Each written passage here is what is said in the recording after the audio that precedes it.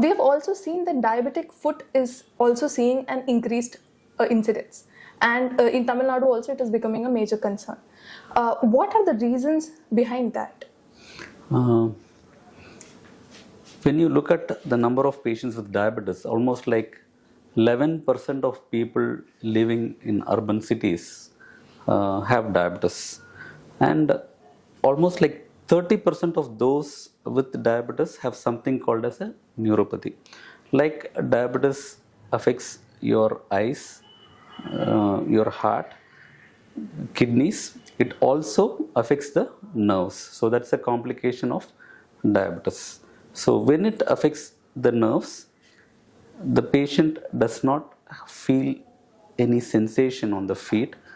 So because they do not feel any sensation on the feet, if they get any injury, they tend to ignore it. So only if you have pain, you are going to look at the feet and you are going to treat that.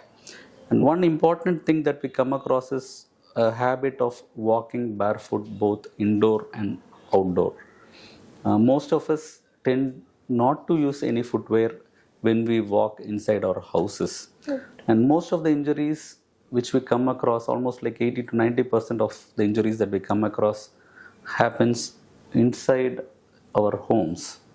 Even a few hours back, I saw one patient who came with a swelling in the big toe, and the toe was swollen and red.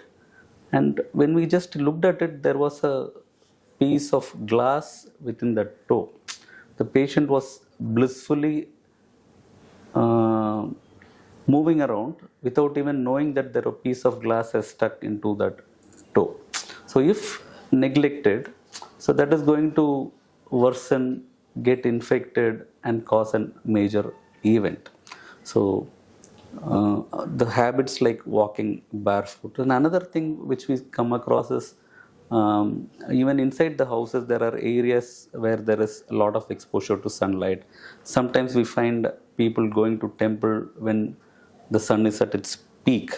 So the ground in that area, the stones there which are laid there are all very, very hot. For a normal person, when we come in contact with hot surfaces, we tend to run, because many of these people lack what we call as protective sensation. They walk pretty slowly and they tend to get blisters on their feet because of the heat which is there. So these are some of the common cause. And another important thing which I would also want to stress is alcoholism.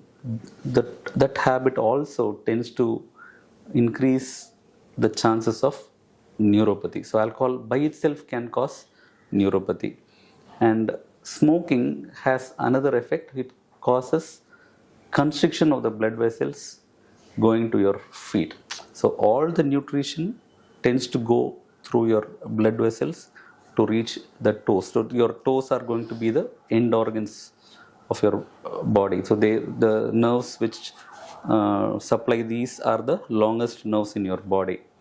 And when the blood vessels become obstructed, when they become stenosed, many times cholesterol emboli or atherosclerosis affects these vessels, and the blood going to these tend to decrease, and this also results in gangrene of the toes. So it's multifactorial, and we need to be vigilant about all these things. Right.